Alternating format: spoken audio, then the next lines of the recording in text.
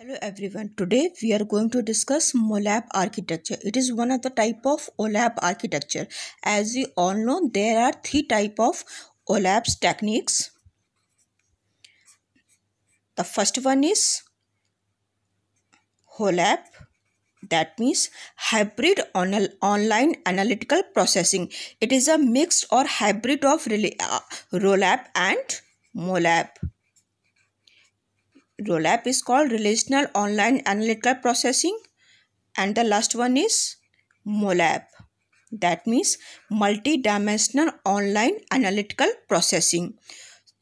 In multi-dimensional online analytical processing, that means the OLAP is a classical method that facilitates data analysis using a multi-dimensional data cube. In multi-dimensional data cube, we have different dimensions for which we can fetch the data by running the query, and data is stored in the form of different arrays.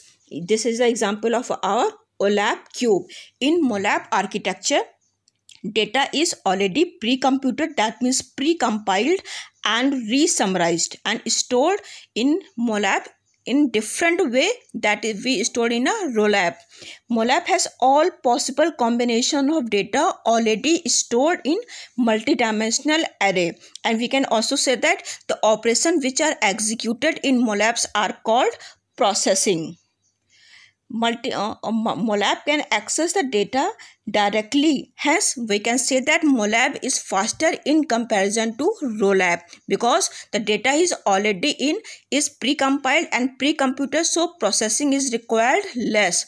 And in MOLAP server, the data is stored in different hierarchy form for different data for sets. Like we can store data in two formats, one for sparse matrix or sparse data set, and another one is for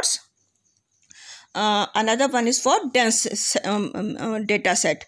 Facts are stored in multidimensional array and dimensions are used to fetch the data.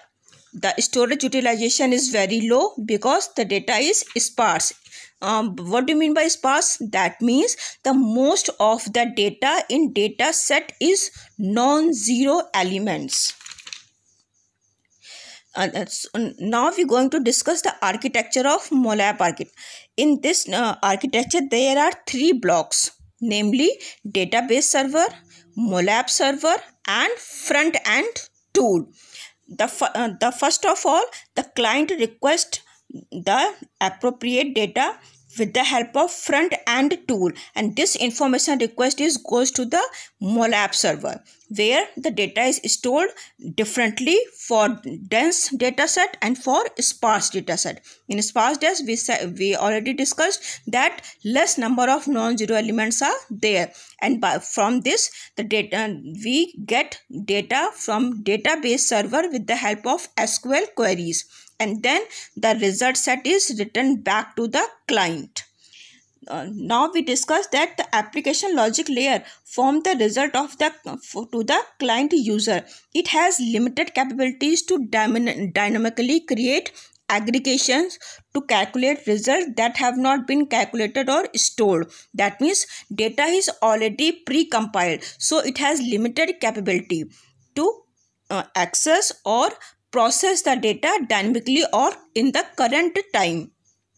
It has several advantages, like it can manage, analyze, and store considerable amount of multidimensional data. Fast query performance due to optimized storage, smaller size of data as compared to the relational database, automated computation, and higher level of aggregation of data.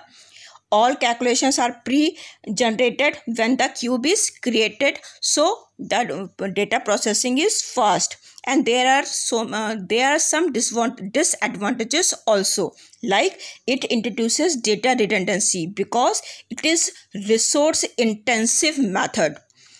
And another one disadvantage is that MOLAP solution may be lengthy. It is less scalable in comparison to ROLAP as it handles only a limited amount of data. There are various MOLAP tools available online by which we can perform these operations. For example, SAP Business Intelligence, which is used for business analytics solution for SAP, and Express Server, which is used for web-based environment that runs on Oracle database. So that's all for today. Thank you so much.